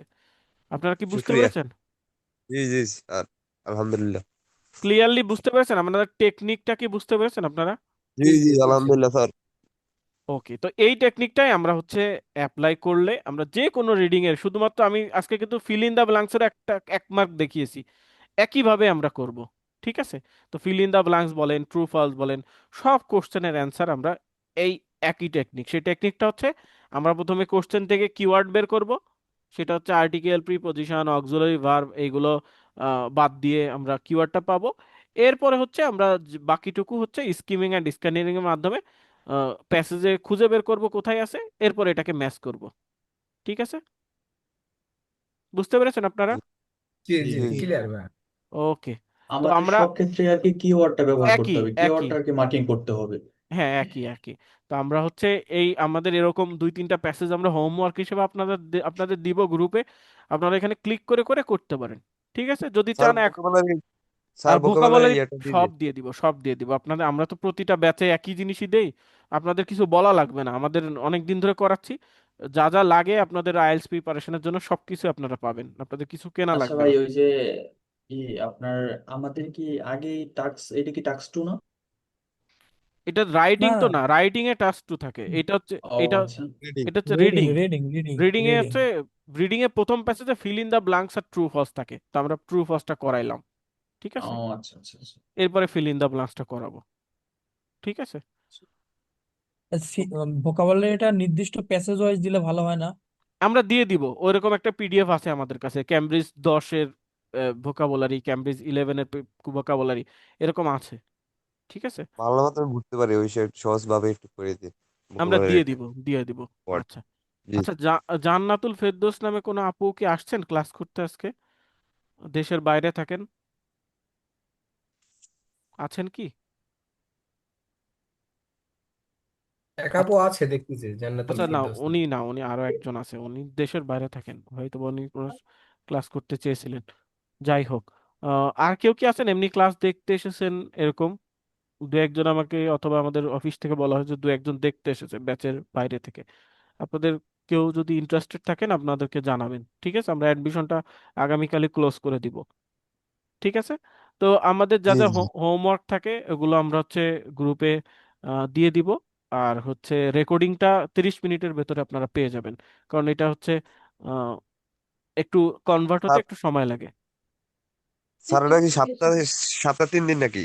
জি জি, সপ্তাহে 3 দিন ক্লাস। আর এই যে একজন লিখেছে ফ্রাইডে থেকে শুধু রিডিং মক টেস্ট হবে, না, আমরা এক সপ্তাহে যে যে টপিকের ক্লাস নিব, যে যে ক্লাস, মনে করেন একটা রিডিং, একটা রাইটিং, একটা হচ্ছে লিসেনিং, যে যে টপিকের উপর ক্লাস হবে সেই সেই কোর্স থাকবে টপিকের উপর স্যার। মক টেস্ট থাকবে, ঠিক আছে। শুধুমাত্র একটা টপিক এক্সামে না। কি এক্সামে কি ডিউরেশন দিয়ে দেবেন যে এত টাইমে পরীক্ষা দিতে হবে, ওইটা এত মিনিটে বা না, জি? ওরকম কোনো ডিউরেশন না, একদম প্রথম ক্লাস তো ফার্স্ট, এটা হচ্ছে জাস্ট টপিক অনুযায়ী, জাস্ট ট্রু ফলস এরকম। এটা তো আর ফুল রিডিং প্যাসেজ না, একটা একটা সেকশন করে, তো এটাতে কোনো ডিউরেশন থাকবে না। আপনারা প্রথম দিকে যদি আমি আপনাদের টাইম বেঁধে দিই, তাহলে আপনারা দ্রুত সলভ করতে গিয়ে টেকনিকটা অ্যাপ্লাই করতে ভুল পারবেন না, ভুল তখন হবে, ভুল ভুল হবে, হবে। ঠিক আছে। তো প্রথমে টাইম আর ছাড়া আপনারা করবেন। ক্লাসটা যদি রাত্রে না দিয়ে যদি দিনে দিতেন তাহলে একটু দিনে তো ভালো আসলে হতো। সবাই তো জব করে, সবাই তো আসলে ফ্রি থাকেন না দিনে, অনেকেই চাকরি করেন কিংবা অনেকের অন্য ও কাজ আছে, আচ্ছা এই আচ্ছা কারণে আচ্ছা আচ্ছা, রাতে বুঝতে দেওয়া বুঝতে থাকে, বুঝতে পারছি। ঠিক আছে। ঠিক আছে আচ্ছা জি তা, জি ভাই, ওই স্যার। যে আমি একটা কথা বলতেছিলাম আর কি। হ্যাঁ আমি কোশ্চেন নিচ্ছি এখন, হুম। কোশ্চেন এপ- সেশন, আপনাদের যা প্রশ্ন থেকে যার সেটা করতে এপ- পারেন। ওই যে এপ্রিলে যারা আর কি ক্লাস কি শেষ আইএলটিএস স্যার? পরীক্ষা দিবে, ঠিক হ্যাঁ আছে? ক্লাস শেষ। মানে এপ্রিলে যারা পরীক্ষা দেবে তাদের নিয়ে একটা গ্রুপ করে দেন তাহলে ভালো হ্যাঁ হয়। আমি হ্যাঁ আমি হ্যাঁ আমি হ্যাঁ, ওনাদের কানেক্ট কাইন্ডলি করে একটু। দিব, আমি কানেক্ট করে দিব, আমি জি জি ওনাদেরকে, ভাই, আমি এটা বলছি আগে আমি আপনাকে। ওটা আচ্ছা ভাই, গ্রুপে ওই যে, লিখে দিব, গ্রুপে হ্যাঁ লিখে ভাই, দিব। আর ওই যে আপনি আরেকটা বলছিলেন যে হচ্ছে যে পার্টনারের ব্যাপারে যে, মানে আপনি আপনি সবকিছু মেনটেন করবেন, জাস্ট হচ্ছে জাস্ট আপনার স্মরণে হ্যাঁ বলে আপনার রাখা ওই আর যে কি। মিরপুরে দুইজন আছেন, আমি কথা বলেছি দুইজনের সাথে, মিরপুর অথবা পল্লবীতে একজন আছেন, তো আহ, আমি মিরপুরে জি, আছি আমি ভাই। আমি আমি আমি ওনাদের মিরপুর দুইজনকে এক। কানেক্ট করে দিব, আমি কানেক্ট করে দিব, আমি বলেছি তো, আমাকে একটু সময় দেন, একটা ক্লাস হইলো তো আমি কানেক্ট করে দিব, ঠিক আছে। মিরপুর একে কে আছে? সাইফ হক। আমি হ্যাঁ, আছি মিরপুর একে, মাজিদুল ওই যে শেখ। মিরপুরে 3 জন আছে, আমি ওনাদেরকে, মিরপুর এক, তাইলে আমরা একটু কাছাকাছি হলে আর একটু ভালো হয়, তাহলে হোয়াটসঅ্যাপ নাম্বারটা শেয়ার করলে। আমি দিয়ে দিব আপনাদেরকে, গ্রুপে লিখে দিলে, মেনশন করে দিলে আপনারা গ্রুপের ভেতরে খুঁজে পাবেন, এখানে আসলে খুঁজে পাওয়া সম্ভব না আমি জাস্ট মেনশন হ্যাঁ করে হ্যাঁ দিব, হ্যাঁ। মেনশন স্যার করে দিব। এডমিশন কি কালকে শেষ নাকি ভর্তির? হ্যাঁ আপনার নামটা, আপনি আমার যোগাযোগ নাম করেন, বাহার। বাহার ভাই। তো আপনি একটু যোগাযোগ করেন, তাহলে আমরা আপনার জন্য যা কি আমার করা মনে লাগে। তো হয়েছে, সাগরের সাথে যোগাযোগ হয়েছে, কালকে আচ্ছা, মনে হয় লাস্ট। তাহলে আপনি একটু যোগাযোগ করেন, ওনার হচ্ছে অ্যাড করে দিবেন গ্রুপে, ঠিক আছে। জি জি স্যার, ঠিক আছে। ওকে, তাহলে আজকে আর কারো কোনো কোশ্চেন আছে? আমাদের যদি কোশ্চেন থাকে আমরা 11টা পর্যন্ত থাকবো। একটু কোশ্চেন জি ভাই। ভাই, ওই যে আমার আর লাস্ট হ্যাঁ, কোশ্চেন, তার আপনার সাথে ওই যে কথা হয়েছিল যে আমি হচ্ছে 4 দিন ক্লাস করতে যাচ্ছিলাম, মানে শনিবার সহ আর কি। হ্যাঁ আমি ওইটা তাহলে, আপনি মেসেঞ্জারে নক দিবেন আসলে ভাই, হোয়াটসঅ্যাপে যেখানে, অথবা হোয়াটসঅ্যাপে মেসেঞ্জার, ওদের বললেই করে দিবে কালকে সকালে অফিস টাইমে, ওকে, ঠিক আছে। ঠিক আছে, থ্যাংক ইউ ভাই। আচ্ছা একটু ভাই, বলে দিন, হ্যাঁ বলুন। এই সেপ্টেম্বরের বাইরের যে হচ্ছে আপনার এমএসসি কিংবা হচ্ছে ইয়ার জন্য, এটা কি শেষের পথে অ্যাপ্লিকেশন? কোন সেপ্টেম্বর? এটা এই সেপ্টেম্বর, সামনে যে সেপ্টেম্বর জি আসতেছে? জি হ্যাঁ ওইটা তো জি। মোটামুটি শেষ বলতে গেলে, এটা নভেম্বর থেকে শুরু হয়ে জানুয়ারির 15 পর্যন্ত আসলে আসলে মেইন টাইম। এরপরে কিছু কিছু ভাই ভার্সিটি ফেব্রুয়ারির 1 পর্যন্ত রাখে, কিছু কিছু ভার্সিটি ফেব্রুয়ারির 30 পর্যন্ত রাখে, কিছু কিছু ভার্সিটি সর্বোচ্চ মার্চ পর্যন্ত যায়, ওগুলো আসলে উম, অত ভালো না। তো মেইনলি এই সামনের যে শেষের দিকে, তারপর আপনি চেক করে দেখবেন যে স্পেসিফিক ভার্সিটিতে ডেডলাইন এখনো আছে কিনা। তার মানে সেপ্টেম্বর সেশনের নেক্সট নেক্সট ইয়ারের জানুয়ারিটা কখন শুরু হয় জানুয়ারিটা মোটামুটি? এখনই শুরু হয়ে গেছে, এই তো ফেব্রুয়ারি অথবা মার্চ থেকে শুরু হয়ে ইউ গেছে। ইউ ইউকে তে নাকি এখনো আছে সেপ্টেম্বরের ইয়েটা? আছে, ইউকে তে তো আসলে বিভিন্ন টাইপের ভার্সিটি আছে, তো ইউকে তে ইউকে তে থাকে, আছে। ইউকে তে কিন্তু এটা আছে। কতদিন পর্যন্ত চলতে থাকে জানুয়ারিটা? জানুয়ারিটা এটা হচ্ছে কি মাস, এটা হচ্ছে ফেব্রুয়ারি মাস তাই না? জি। ফেব্রুয়ারি যে 16 মার্চ, তারিখ। এপ্রিল, এপ্রিল, মে, সর্বোচ্চ মে। তবে আচ্ছা। এটা আসলে ভার্সিটি টু ভার্সিটি ভ্যারি করে, এটা ডাইরেক্টলি ভার্সিটি কান্ট্রি। কান্ট্রি জি। ভার্সিটি এগুলো ভ্যারি করে, একবারে বলা যায় না। বিশেষ করে আপনি সবসময় ক্যালকুলেশন করবেন যে 6 মাস আগে ডেডলাইন শেষ হয়ে যাবে একটা ভার্সিটি, যদি যে ইনটেক হবে জানুয়ারি, সর্বোচ্চ 6 মাস। তাহলে জানুয়ারি থেকে আমাদের ছয় জন্য মাস মাইনাস করেন, জি। তাহলে যত যেই মাস বাকি থাকে সেটাই হচ্ছে ওটার ডেডলাইন সর্বোচ্চ। কারণ শুরু এরপরে হয় আমাদের জন্য মানে কতদিন আগে, 1 বছর আগে? 1 বছর না, 1 বছর তো একটু একটু কম। আপনি যে হিসাবে বললেন তো ওইটা তো মনে হচ্ছে 1 বছর আগেই শুরু হয়। যেহেতু হচ্ছে আপনি জানুয়ারিটা বলতেছেন শুরু হয়ে গেছে, তো হ্যাঁ হয়ে প্রায় তো গেছে এক তো, বছর। জানুয়ারি মনে করেন এখন তো মেইনলি সেপ্টেম্বরেরটা শেষ হয়ে গেছে না, বলতে গেলে তো জি। শেষই, তাহলে সেপ্টেম্বর শেষ হওয়ার সাথে সাথে জানুয়ারি চালু হয়ে যায়। কিন্তু এটা ভার্সিটি টু ভার্সিটি ভ্যারি করে, এখনই মনে করেন জানুয়ারিটা শুরু হয়ে গেছে, এখন থেকে চলবে, জানুয়ারি শেষ হলে আবার এরপরে যে সামার ইনটেক আছে ওইটার আবার চালু হবে, সামার ইনটেক শেষ হলে আবার ওই যে সেপ্টেম্বর ইনটেকের চালু হবে। ঠিক আছে, আপনি মেইনলি ভার্সিটি লিখে সার্চ দিলে অথবা কোন দেশ এটা লিখে সার্চ দিলে আরো ভালো হয়, কারণ এক এক দেশে এক এক ইনটেক, এক এক এই দেশে। ইউকে ইউকে তে একটা আচ্ছা। এজেন্সির সাথে আমি কথা বলছিলাম, ওনারা বলছিল যে নাকি এপ্রিলে এক্সাম দিলেও ওই সেপ্টেম্বর ইনটেক ধরা যাবে ইউকে তে আর কি। এখন কিন্তু ইনটেক অন্যান্য দেশে নাই, অন্যান্য দেশে অলরেডি শেষ।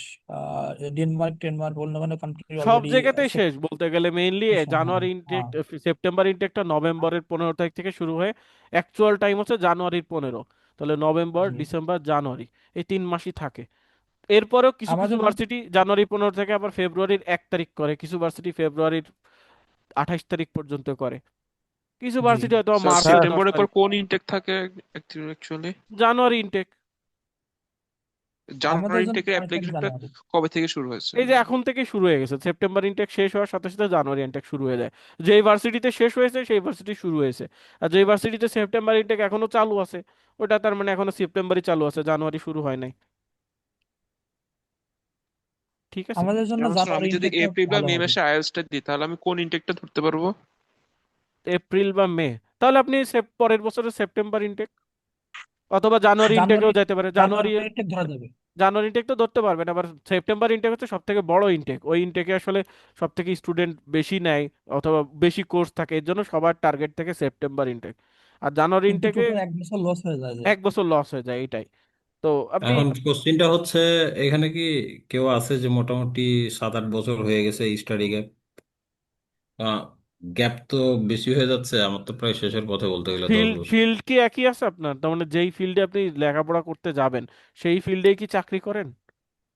জি, আমি ওই ফিল্ডেই চাকরি করি। তাহলে অসুবিধা নাই, আপনি ওইটা বলবেন যে এটার পরে আমি এটা নিয়েই করছি, এখন আরো আমার ইন্টারেস্ট থাকছে, আমি আবারও এসওপি তে ক্লিয়ারলি বলে দিবেন। আর ভিসা ইন্টারভিউ অফিসার যখন জিজ্ঞেস করবে কেন আপনি আবার এত যাচ্ছে, ওইটাও বলে দিবেন যে আমি একই ফিল্ডেই জব করছি, ফিল্ড চেঞ্জ করি না, এখন আমার আরো ইন্টারেস্ট হয়েছে অথবা আমি আরো নলেজ অ্যাকোয়ার করতে চাই সেম ফিল্ডে, এই কারণে আমি হচ্ছে যেতে চাচ্ছি। স্যার ঠিক ভাইয়া, আছে, আমি তো মাস্টার্স শেষ করছি, তাহলে কি আমি মাস্টার্স সার্টিফিকেট শো করতে পারবো কিন্তু না? এইটা তো হ্যাঁ পারবেন। আপনার এখন বিষয়টা হচ্ছে যে দেখা গেছে 10 বছর স্টাডি গ্যাপ আপনার সবগুলাতে কি মানে অ্যাকসেপ্ট করবে না, করে, আগেই সব তো বলে জায়গায় দেয়। করবে না, করবে না, সব জায়গায় করবে তখন না হচ্ছে আপনাকে। আপনার ইয়াটা কমে যায় আর কি, স্পেসটা কমে যায়, এই তো। তা তো অবশ্যই আপনাকে সব জায়গায় অ্যাপ্লাই করতে হবে, যেখান থেকে ডাকলো সেখানে যেতে হবে, এই যেহেতু স্টাডি আচ্ছা গ্যাপের। ভাইয়া, ওই যে স্টাডি গ্যাপ মোটামুটি কতটুকু রেঞ্জ থাকলে মানে আপনার হচ্ছে সাধারণত তো মোটামুটি? ধরে এমনি মাস্টার্সের ক্ষেত্রে তো 35-36 বছর আপনার সার্টিফিকেট অনুযায়ী, 35 বছর হয়েছে কিনা আপনার, 36 বছর হয়েছে কিনা বয়স আপনার, ঠিক আছে, ওইটাই মাস্টার্সের জন্য ধরে। এখন আপনাদের বয়স কত এটা দেখতে হবে। এখন 40 বছর বয়সে মাস্টার্স করা তো আসলে অনেকে, 40 বছর বয়সে মানুষ পিএইচডি করতে যেতে পারে, ওইটা আবার খুবই কমন একটা বিষয়। 40-45 বছর বয়সে মানুষ, 50 বছর বয়সে পিএইচডি অ্যাকসেপ্ট করে, কিন্তু 40-45 বছর বয়সে কিংবা 40 বছর বয়সে তো মাস্টার্স অ্যাকসেপ্ট করবে না। তো সাধারণত 35, 36, 37 তাও বেশি হয়ে যায়, সবাই তো অ্যাকসেপ্ট করবে না, অনেকগুলো অ্যাপ্লাই করতে হবে, করবে। ভাই স্যার সব হ্যাসেল বাদ দিয়া বুঝছেন, মালটাই অ্যাপ্লাই করেন, সব চাইতে কাজে দিব। আচ্ছা, এটা আমি তো আসলে মেইনলি আইএলটিএস নিয়ে জানি, স্যার মানে একটা কনসালটেন্সি তো স্যার একটা জানি না। কোশ্চেন ছিল। হ্যাঁ, বলুন। স্যার ওই যে মনে করেন আমি যদি মাস্টার্স এর সার্টিফিকেট শো করি, সেক্ষেত্রে এসওপি তে আমি কি বলবো, যে ওরা যদি ভিসায় কোশ্চেন করে যে আপনি একবার মাস্টার্স করছেন করছেন আবার কেন করতে যাচ্ছেন আরো মাস্টার্স? বেশি, আরো বেশি নলেজ নিতে চান, এই কারণে। আচ্ছা আচ্ছা আচ্ছা, বুঝতে পারছি। আর স্যার আর একটা জিনিস, এই যে আমি দেখতেছি ফুল ফান্ডেড স্কলারশিপ যেগুলা, জি, সেগুলা তো এজেন্সিরা কাজ করে না, এগুলা থেকে আমরা নিজেরা অ্যাপ্লাই করব? হ্যাঁ, নিজেরাই অ্যাপ্লাই করতে হবে, কারণ স্কলারশিপে কাজ করলে তো ওনাদের প্রফিট থাকে না। ঠিক আছে, ওনাদের প্রফিটটা ওনারা কি হয়, সেমিস্টার ফি নিবে, ওইটা ব্যাংকে পাঠাবে, ওইটার জন্য একটা চার্জ নিবে, ওই দেশে পাঠাবে, ওনাদের সাথে আবার আবার বিভিন্ন ভার্সিটির কিন্তু আছে, পার্সেন্টেজ। অ্যাফিলিয়েশনস আছে। তার মানে ভার্সিটির সাথে এজেন্সির কিন্তু লিংক আছে। বাংলাদেশের দেখবেন যে কিছু প্রাইভেট ভার্সিটির সাথে কিছু এজেন্সির লিংক আছে, এরকম প্রফিট পায় ভার্সিটির সাথে, সেরকম। তো এটা প্রফিট শেয়ার, এই কারণে স্যার ওনারা এই যে স্যার ফুল ফান্ডেড যেগুলা, এগুলাতে মনে করেন যদি অ্যাপ্লাই করি, সেক্ষেত্রে এটা রেজাল্ট কি তাড়াতাড়ি দেয়, না আবার এটা রেজাল্ট আসতে অনেক দিন এইটা বসে আসলে থাকতে তো হবে? ওই প্রোগ্রাম অনুযায়ী ভ্যারি করে। ঠিক আছে, এটা তো আচ্ছা স্পেসিফিক, আচ্ছা এটা দেরি লাগে, কারণ আপনার স্কলারশিপের অ্যাপ্লাই গেলে ফুল ফান্ডে কিন্তু ইন্টারভিউ নিবে আপনাকে, আপনাকে ডাইরেক্টলি আপনার কাগজপত্র দেখে দিবে না, আপনার সরাসরি ভিডিও জুমের মাধ্যমে ইন্টারভিউ নিয়ে তারপরে দিবে। তারপরে এটাতে কতজনকে স্কলারশিপ দিবে, সবাইকে ইন্টারভিউ নিবে, তারপরে ওদের ভেতর থেকে বেস্ট যদি 7 জনকে দেয়, সিলেক্ট করুন। ওইভাবে সিলেক্ট করবে, তো এটা একটা লং প্রসেস। বুঝতে পারছি। আচ্ছা স্যার, মনে করেন আমি একটা দেশে চলে গেছি, আমি স্কলারশিপে অ্যাপ্লাই করছিলাম, সেক্ষেত্রে ওরা আমার ওই সময় আমি চলে যাওয়ার পরে আমার ইন্টারভিউ ডাক আসছে, সেক্ষেত্রে কি আর কি? দিবেন, ওইখান থেকেই দিবেন, আমি- স্কলারশিপ দিবেন, আচ্ছা আপনার আমি তাহলে স্কলারশিপ হলে তো ভালো। ইউনিভার্সিটি চেঞ্জ করতে পারবো তখন? হ্যাঁ, আপনি ওইটা ও আচ্ছা ক্যান্সেল, আচ্ছা। অ্যাডমিশন ক্যান্সেল করে আপনার যেখানে স্কলারশিপ আছে সেখানেই তো যাওয়া উচিত। ও আচ্ছা, ঠিক আছে, আপনাকে কেউ থ্যাংক তো ইউ স্যার। আটকাবে না, আপনার স্কলারশিপ হলে ওই দেশের এম্বাসি আপনাকে আরো হেল্প করবে ভিসা দেওয়ার জন্য। ঠিক আছে, ও আচ্ছা আচ্ছা, স্কলারশিপ মানে বুঝতে একটা, পারছি। আপনি প্রেস্টিজিয়াস মানুষ, বাংলাদেশে যেমন এমপিদেরকে সবাই প্রেস্টিজ দেয়, সে যতই লেখাপড়া জানুক বা না জানুক, তো আপনি স্কলারশিপ, যে দেশের স্কলারশিপ পাবেন সেই দেশে আপনি একদম সম্মানিত গেস্ট, তো আপনাকে খুব ভালোভাবে ওনারা ই করবে, আপনার ভিসা এগুলো সবগুলোতে হেল্প করবে। ঠিক আছে, আচ্ছা আচ্ছা স্যার, বুঝতে পারছি, থ্যাংক ইউ স্যার। ওকে। চলে যাই। আসসালামু আলাইকুম তাহলে স্যার, আজকে এই ভালো থাকেন। পর্যন্তই, আমাদের মেনলি 10:30 পর্যন্ত ক্লাস হয়, তারপরে কার কি সমস্যা এটা নিয়ে আলোচনা হয়, যতক্ষণ সমস্যা থাকে ততক্ষণ আলোচনা হয়, না হলে আমরা শেষ করে দিই। ঠিক আছে, তারপর অ্যাড, হায়ার স্টাডিজে অ্যাপ্লাইয়ের ক্ষেত্রে আপনারা কোনো হেল্প করে থাকেন, মানে কোন না না কোন না, দেশ বা কোন আমরা কোন ওইভাবে, আমরা জাস্ট সাজেশন দিতে পারি, কিন্তু আমরা তো আসলে এজেন্সি না, আমাদের কোর্স ফিটা তো আপনারা জানেন সবাই, তো এর ভেতরে আমরা একদম ই করি না, আর এগুলোতে টাকা পয়সার বিষয় থাকে, অনেক বিষয় আছে, অ্যাডমিশন হবে কিনা, তো এগুলো আমরা নিয়ে কাজ করি না। ঠিক আছে, আমরা ছোটখাটো প্রতিষ্ঠান। ঠিক আছে, ওকে, থ্যাংক ইউ, তাহলে আজকে এই পর্যন্তই। আল্লাহ হাফেজ, আপনাদের নেক্সট ক্লাসে আমরা আবার আল্লাহ হাফেজ আলোচনা স্যার। করব। ঠিক আছে, আসসালামু আলাইকুম। ওয়ালাইকুম আসসালাম। আর যারা ভর্তি হতে চান কিংবা যোগাযোগ করতে চান, আমাদের যোগাযোগ করবেন হোয়াটসঅ্যাপ কিংবা এখানে। Sir thank you. কোনো পিডিএফ কি স্যার এখনো প্রোভাইড করেছেন আমাদের এই না, নোটসের কিছুই ব্যাচে? প্রোভাইড করা হয় নাই, আমরা আজকে ফার্স্ট ক্লাস, আজকে ক্লাসের উপর থেকে পিডিএফ দিব। ঠিক আছে, মিরপুর ওকে, একে কে কে আছেন একটু জানাইলে ভালো হ্যাঁ, হতো। হোয়াটসঅ্যাপে আপনাদের যে গ্রুপটা আছে ওখানেও লিখে দিতে পারেন, অথবা আমিও লিখে দিচ্ছি। ঠিক আছে।